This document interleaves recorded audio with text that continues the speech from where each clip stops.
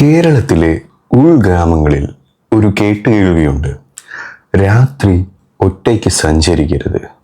വഴിയിൽ ഒരു വെള്ളി വെളിച്ചം കണ്ടാൽ അതിനെ പിന്തുടരരുത്. അത് നമ്മളുടെ വഴികാട്ടിയല്ല, ഒരു പ്രേതത്തിൻ്റെ കുടുക്കാണ്.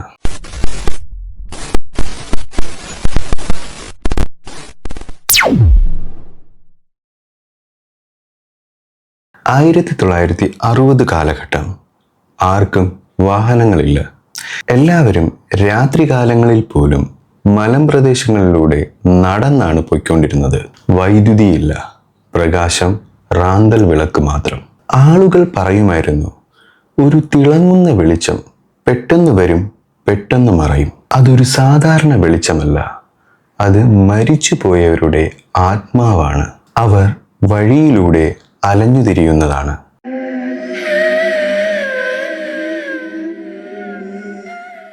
ഒരു യുവാവ്, രവി, തൻ്റെ സുഹൃത്തിൻ്റെ വീട്ടിൽ നിന്നും രാത്രി തിരിച്ച് തൻ്റെ വീട്ടിലേക്ക് മടങ്ങി വരികയായിരുന്നു.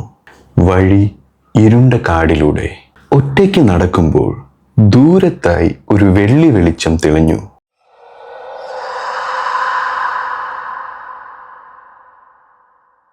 അത് ഒരു റാന്തൽ വിളക്ക് പോലെ തോന്നി.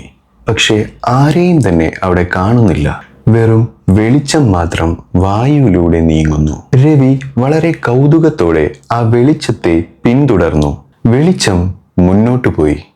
അത് വഴിമാറി കാട്ടിനുള്ളിലേക്ക് പോയി. രവി ശ്രദ്ധിച്ചു. ചുറ്റുമുള്ള ശബ്ദങ്ങളെല്ലാം നിലച്ചു. ചീവീടുകൾ പോലും ചിലയ്ക്കുന്നില്ല. ഒരു കാലൊച്ച കേൾക്കുന്നു. രവിയുടെ ഹൃദയമിടിപ്പ് കൂടുന്നു. പെട്ടെന്ന് ആ വെളിച്ചം ഒരു മരച്ചുവട്ടിൽ വന്ന് നിൽക്കുന്നു. ഒരു സ്ത്രീ രൂപം തെളിഞ്ഞു വരുന്നു. വെള്ള വസ്ത്രം, നീണ്ട മുടി, മുഖം മറച്ച നിലയിൽ, കയ്യിൽ ഒരു റാന്തൽ വിളക്കും.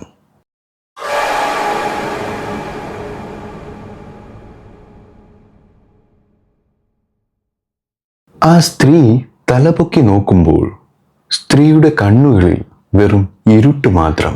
രവി പേടിച്ച് വിറച്ചു നിൽക്കുന്നു. സ്ത്രീ ആദ്യം മന്ദഹസിക്കുന്നു, പിന്നെ ഉച്ചത്തിൽ ചിരിക്കുന്നു.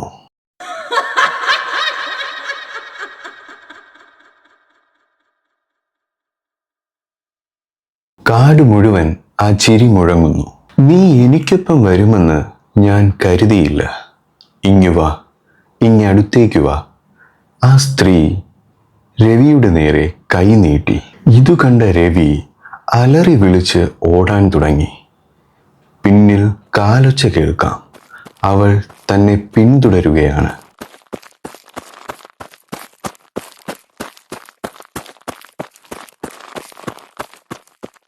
രവി ഓടി ഗ്രാമത്തിലെ തൻ്റെ വീട്ടിലേക്കെത്തി കുഴഞ്ഞു വീണു. പിറ്റേ ദിവസം രവിക്ക് പനി പിടിക്കുകയും ചെയ്തു. 3 ദിവസത്തിനുള്ളിൽ തന്നെ രവി മരിക്കുകയും ചെയ്തു.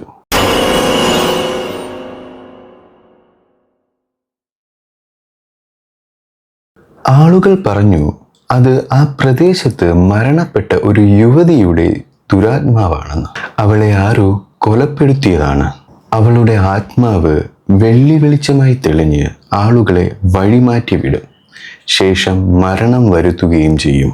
ഇന്നും ആ പ്രദേശത്തെത്തുമ്പോൾ രാത്രിയിൽ വെളിച്ചം തെളിയും.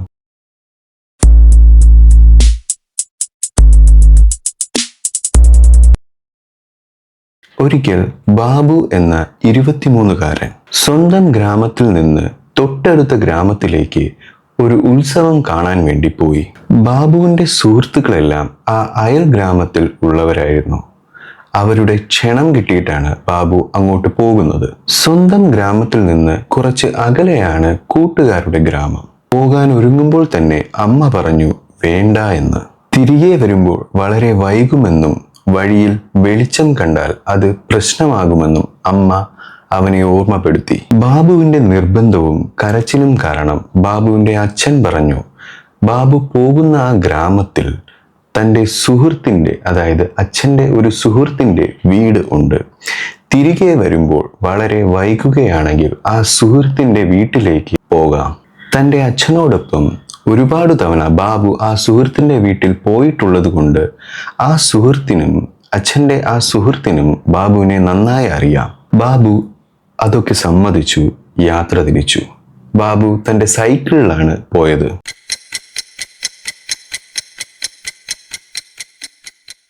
ബാബു ഉത്സവം നടക്കുന്ന ഗ്രാമത്തിലെത്തി തൻ്റെ സുഹൃത്തുക്കളുമായി ഉത്സവത്തിൽ പങ്കെടുത്തു. കാഴ്ചകളൊക്കെ കണ്ടു നടന്ന് സമയം പോയത് ബാബു അറിഞ്ഞില്ല. സമയം വളരെ വൈകിയിരിക്കുന്നു. ഇനി തിരികെ വീട്ടിലേക്ക് പോകാൻ കഴിയില്ല. അവൻ തൻ്റെ സുഹൃത്തുക്കളോട് അവൻ്റെ അച്ഛൻ്റെ സുഹൃത്തിൻ്റെ വീട്ടിലേക്ക് പോവുകയാണെന്ന് പറഞ്ഞ് സൈക്കിളും എടുത്ത് പോയി. അച്ഛൻ്റെ സുഹൃത്തിൻ്റെ വീട്ടിലെത്തിയപ്പോൾ അവിടെ വീട് പൂട്ടിയിട്ടിരിക്കുന്നു. അവർ ഉത്സവത്തിന് പോയതാണെന്ന് കരുതി ബാബു അവരുടെ വരാന്തയിൽ കയറി ഇരിക്കാൻ തുടങ്ങിയപ്പോൾ താഴെ 3 ദിവസത്തെ പത്രം ആരും തൊടാതെ കിടക്കുന്നതായി ബാബു കണ്ടു.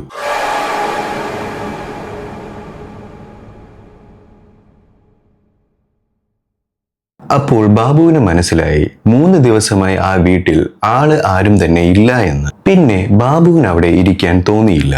അവന് മനസ്സിൽ ഒരാശയം തോന്നി. തിരികെ ഉത്സവപ്പറമ്പിൽ പോയാൽ തൻ്റെ സുഹൃത്തുക്കൾ ആരെങ്കിലും കാണുമെന്നും അവരുടെ ആരുടെയെങ്കിലും വീട്ടിൽ പോയി തങ്ങാം എന്നും അവന് തോന്നി. ഉത്സവപ്പറമ്പിലേക്ക് എത്തി അവിടെയെല്ലാം തിരക്കി. അപ്പോഴേക്കും തൻ്റെ സുഹൃത്തുക്കളെല്ലാം ഉത്സവപ്പറമ്പിൽ നിന്ന് പോയി കഴിഞ്ഞിരുന്നു. അവന് വേറെ വഴിയില്ലാതെയായി.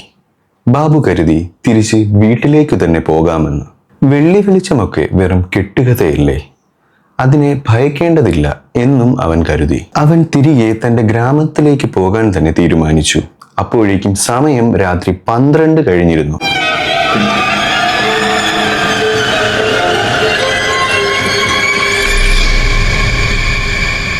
കൂരിരുട്ട്. ബാബു ഒരു മൂളിപ്പാട്ടൊക്കെ പാടി തൻ്റെ സൈക്കിളിൽ വരികയായിരുന്നു. പെട്ടെന്ന് ദൂരെ ഒരു റാന്തൽ വെളിച്ചം കണ്ടു. ഇത്രയും നാൾ വെളിച്ചം കാണുമെന്ന് ബാബു കേട്ടിട്ടുണ്ടായിരുന്നതേയുള്ളൂ. പക്ഷെ അത് ഏത് രൂപത്തിലാണ് കാണുന്നതെന്ന് ബാബുവിന് അറിയില്ലായിരുന്നു. ബാബു കരുതി ആരെങ്കിലും രാത്രി അതുവഴി വിളക്കും പിടിച്ച് പോകുന്നതായിരിക്കുമെന്ന്. കുറച്ചുകൂടി കഴിഞ്ഞപ്പോൾ ആ വിളക്ക് തൻ്റെ അടുത്തേക്ക് വരുന്നതായി ബാബുവിന് തോന്നി. പിന്നെ അതൊരു തീഗോളമായി മാറി. ബാബുവിന് പിന്നെ ഒന്നും തന്നെ ഓർമ്മയില്ല.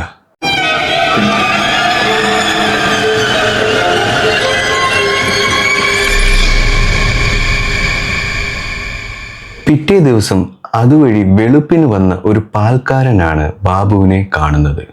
വഴിയരികിൽ ചോര വാർന്നു കിടക്കുന്നു. ബാബു മരിച്ചിരുന്നു.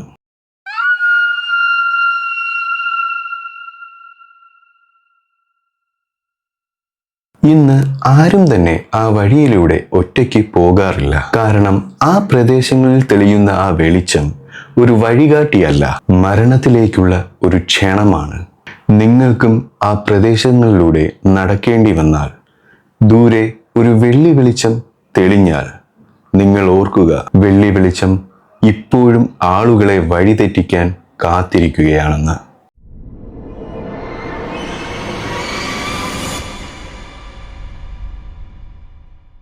നിങ്ങളുടെ നാട്ടിലും കേട്ടിട്ടുള്ള പ്രേതകഥകൾ കമന്റ് ബോക്സിൽ പറയുക.